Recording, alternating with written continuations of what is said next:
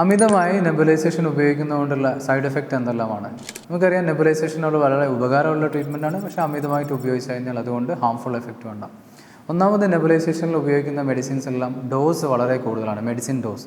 ഈ higher ഡോസിലുള്ള nebulisation ഉപയോഗിക്കുമ്പോൾ ബോഡിയിൽ അതിൻ്റെ സൈഡ് എഫക്റ്റ് ആയിട്ടുള്ള പ്രോബ്ലംസ് ഉണ്ടാകും. ഫോർ എക്സാമ്പിൾ ആസ്താലിൻ നെബുലൈസേഷനായിട്ട് ഉപയോഗിക്കുന്നതിലൂടെ നമുക്ക് ഹാർട്ട് ബീറ്റ് കൂടുന്ന പ്രോബ്ലംസ്, ട്രമർ വരുന്ന പ്രോബ്ലംസ് കൂടുതലായിരിക്കും.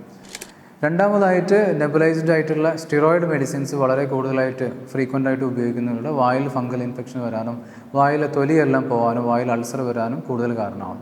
ഇൻഹേലറിൽ ഈ പറയുന്ന നെബുലൈസേഷൻ്റെയൊക്കെ ഒരു 5 times ഡോസ് കുറവാണ്, പക്ഷേ നെബുലൈസേഷനിൽ പെട്ടെന്ന് റിലീഫ് കിട്ടാനുള്ള ഒരു ട്രീറ്റ്മെൻറ്റ് ആയതുകൊണ്ട് എപ്പോഴും ഡോസ് വളരെ കൂടുതലായിട്ടുണ്ടാവാം. ഇതുകൂടാതെ പേഷ്യൻസ് എല്ലാം ഇൻഹേലർ മാറ്റിവെച്ച് നെബുലൈസേഷൻ വളരെ ഫ്രീക്വൻ്റായി ചെയ്യും. ഇങ്ങനെ ചെയ്യുന്നതിലൂടെ വളരെ അമിതമായ ഡോസ് പെട്ടെന്ന് ബോഡിയിലേക്ക് കയറുകയും പെട്ടെന്നൊരു താൽക്കാലിക ആശ്വാസം കിട്ടും, പക്ഷേ ഒരു പെർമനൻറ്റ് റിലീഫ് അവർക്ക് കിട്ടില്ല. അപ്പോഴും പെർമനൻറ്റ് റിലീഫ് ആസ്മ അറ്റാക്സ് വരാതിരിക്കണമെങ്കിൽ നമുക്ക് പ്രിവെൻറ്റീവ് ആയിട്ടുള്ള ഇൻഹേലർ, അതായത് ആസ്മ അറ്റാക്ക് വരാതിരിക്കാനുള്ള സ്മോൾ ഡോസിലുള്ള ഇൻഹേലറാണ് എപ്പോഴും സേഫ്. അത് മാറ്റി വെച്ചിട്ട് നെബുലൈസേഷൻ ഹയർ ഡോസിൽ എടുക്കുന്നത് ഒരു നല്ല സൊല്യൂഷനല്ല.